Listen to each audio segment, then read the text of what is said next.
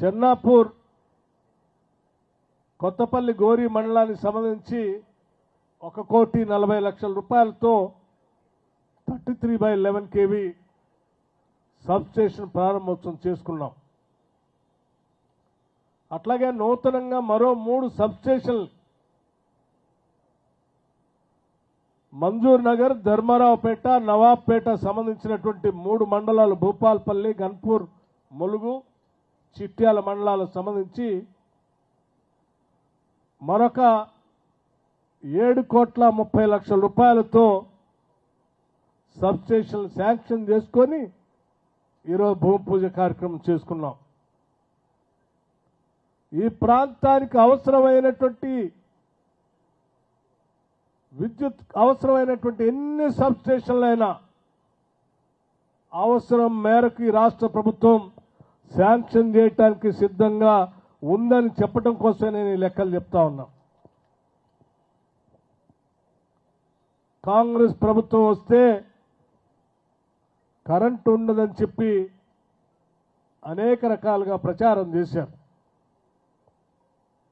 కానీ కొన్ని లెక్కలు తప్పనిసరిగా ప్రజలకి ఇలా ప్రచారం చేసే వాళ్ళకి తెలియాల్సిన అవసరం కూడా ఉంది. కాబట్టి 1-2 లెక్కలు కూడా నేను ఈ సభ ద్వారా రాష్ట్ర ప్రజలకి ఇటువంటి తప్పుడు ప్రచారంతో బతకాలని చూసేటువంటి రాజకీయ నాయకులకు కూడా ఈ సమాచారం చేరాలని ఇక్కడ చెప్పదలుచుకున్నాను.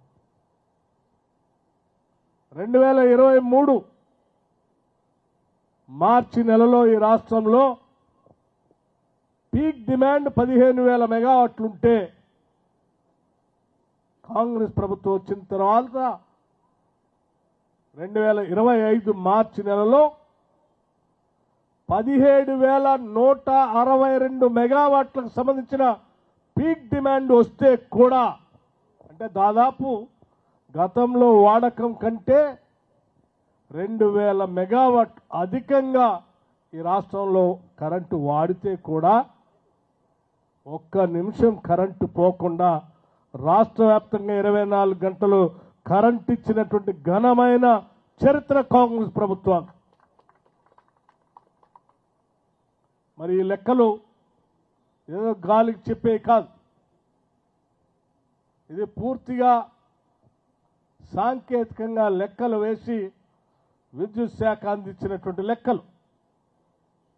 ఈ స్థాయిలో చిన్న ఇంటరప్షన్ లేకుండా పెద్ద ఎత్తున కరెంట్ ఇస్తున్నటువంటి ఈ సందర్భంగా రాష్ట్ర వ్యాప్తంగా విద్యుత్ శాఖలో పనిచేస్తున్నటువంటి సిబ్బందిని సిఎండి దగ్గర నుంచి కింది స్థాయి లైన్ మెన్ వరకు కూడా నేను మనస్ఫూర్తిగా అభినందిస్తూ, వారందరూ ప్రజా జీవితంలో ప్రజల కోసం పనిచేస్తున్నందుకు వారికి అభినందనలు ఈ సందర్భంగా తెలియజేస్తా ఉన్నాను.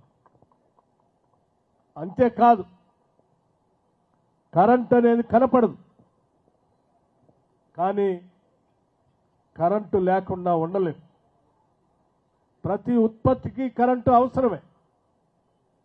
కరెంటు కనపడకపోయినా, ఆగిపోయినా, ఇబ్బంది వచ్చినా తప్పనిసరిగా రిపేర్ చేసి కరెంటును వెంటనే అందించాల్సినటువంటి సిబ్బంది అనేక జాగ్రత్తలు తీసుకొని వారు పని చేస్తున్నప్పటికీ అప్పుడప్పుడు ప్రమాదవశాత్తు కొద్దిమంది మరణిస్తూ ఉంటారు. ప్రమాదవశాత్తు కార్మికులు ఇబ్బంది పడతా ఉంటారు.